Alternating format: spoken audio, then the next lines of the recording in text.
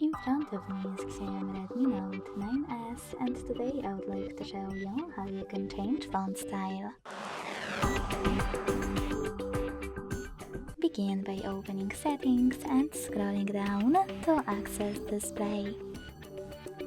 Then scroll down again, select Font, and tap on the best one for you in order to apply it, like for example this one. Then hit free over here, wait a couple of seconds and tap on apply.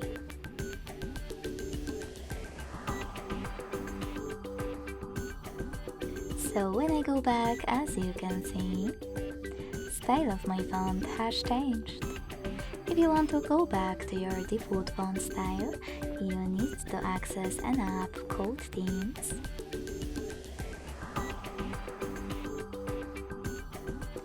And click on Profile at the bottom right corner. Then select Fonts at the top, tap on Roboto and hit Apply. Then select Reboot and wait for your device to switch off and then back on.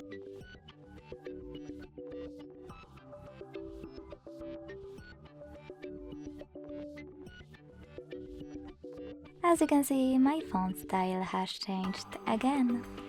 Thanks so much for watching. If you enjoyed this video, leave a like, comment and subscribe. Bye!